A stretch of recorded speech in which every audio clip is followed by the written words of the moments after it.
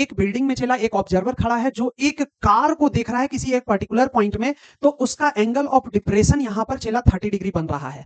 जबकि वो car travel करते करते चला एक दूसरे पॉइंट पर फुट की ओर आ रहा था, तो उस समय दूसरे पॉइंट पर वो 6 सेकंड बाद जब देखा तो एंगल ऑफ डिप्रेशन 60 डिग्री बन रहा है। चला क्वेश्चन ये पूछ रहा है कि कार अगर फुट पर जाता है तो कितना समय और लगेगा उस पॉइंट से, उस पॉइंट से मतलब इस पॉइंट से, है ना, ये क्वेश्चन है चला। इसमें हम लोग यहां स्पीड का फार्मूला लगाएंगे साथ साथ में, चूंकि हॉरिजॉन्टल लाइन और ये रोड चला पैरेलल होगा तो अल्टरनेट इंटीरियर एंगल से ये 30 और 60 नीचे की ओर शिफ्ट कर जाएगा चला, तो हमारे पास ये 30 डिग्री और ये 60 डिग्री आ जाएगा चला, कोई दिक्कत नहीं है यहां तक।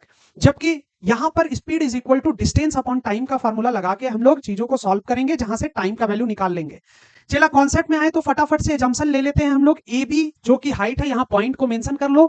डी तुम्हारा कार शुरू हुआ था, सी पर वो नेक्स्ट 6 सेकंड में खड़ा हो गया था और ए तक उसको पहुंचना है चला। बी ऑब्जर्वर था, इस तरीके से हम लोग सपोज कर लेंगे। और यहां पर हम लोगों को पता है डी से सी तक आने में 6 सेकंड लग रहा था, सी से ए आने में कितना सेकंड लगेगा यही निकालना है।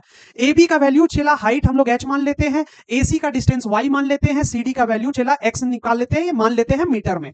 और फिर ट्रायंगल ए सी बी में पी अपॉन बी मतलब कि tan थीटा का फार्मूला लगाएंगे तो पी अपॉन बी होता है। तो यहां हम लोग फटाफट से सपोज करते चले जाते हैं चला। तो tan थीटा का वैल्यू tan 60 का वैल्यू जब हम लोग लगाएंगे तो tan 60 का वैल्यू √3 होता है चला।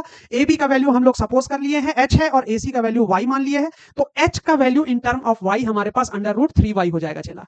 जबकि अब हम लोग एक बड़ा ट्रायंगल चला ए बी डी लेने वाले हैं और यहां से tan थीटा मतलब थीटा का वैल्यू 30 डिग्री मानेंगे और 30 डिग्री मानकर फटाफट से p अपॉन बी लगा देंगे, तो again A B upon A D होने वाला है। यहां पर चला A B is equal to H ही होगा, ये बात तो कोई दिक्कत नहीं है। तो tan 30 का मान कितना होता है 1/√3 रख देंगे। ए बी का वैल्यू चला कितना होता है h, चूंकि माना हुआ है तो h रख देंगे।